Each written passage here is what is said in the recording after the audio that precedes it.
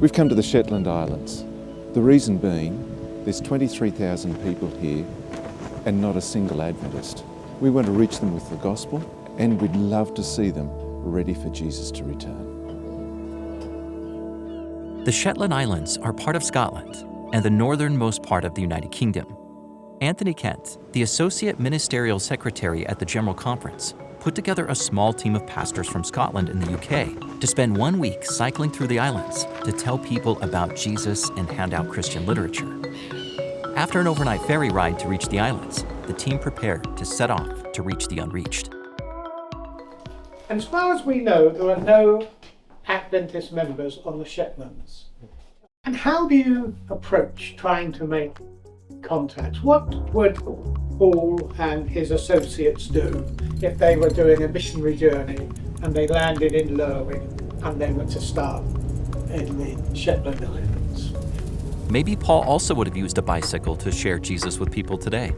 The team set out to ride through every inhabited street, stopping with anyone they met. Much like the Apostle Paul, Anthony and his team had to endure hardships in the form of wind, rain, and hills. It's cold. It's cold. But this is still really good fun. And people's hearts are open. The weather's cold, but the people are warm. Praise God for that. This isn't the first I Will Go bike ride.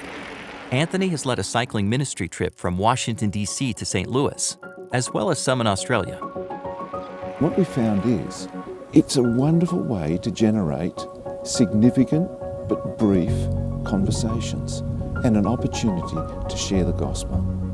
So it's worked in the past, and we thought we'd give it a go in Shetland. There's a special reason the Shetland Islands were chosen for this ride. A man named Philip Reiki emigrated from Scotland to Australia in the late 1800s. He rode his bike thousands of miles around Australia, sharing the gospel with anyone he rode past. One of those people happened to be Anthony Kent's great-great-grandfather. And Philip Reiki rode up to him on a bicycle and shared with him the great controversy, and it completely transformed his life. Now in our family, there are 7 generations of Adventists as a result of Philip Reiki doing that wonderful ministry.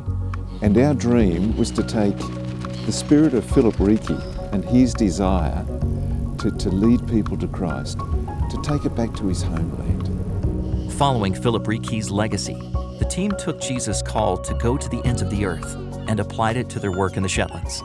We've literally gone from the very south of the Shetland Islands to Sambra, and we've gone all the way north as far as we can ride a bike, from sea to sea in a sense. We haven't just stayed on the main roads, we've deliberately ridden past homes.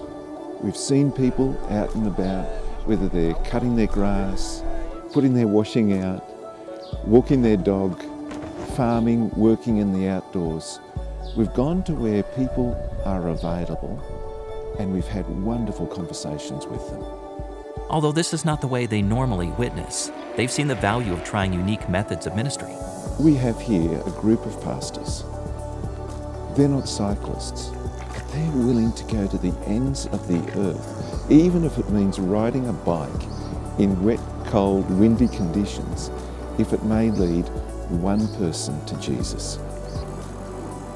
My dream is that people will look at unentered places, places where we don't have any followers, and do what you can do to reach them. Please pray for ministries such as the I Will Go bike ride and others around the world who are using unique methods of ministry to reach the unreached. Thank you for your support of mission.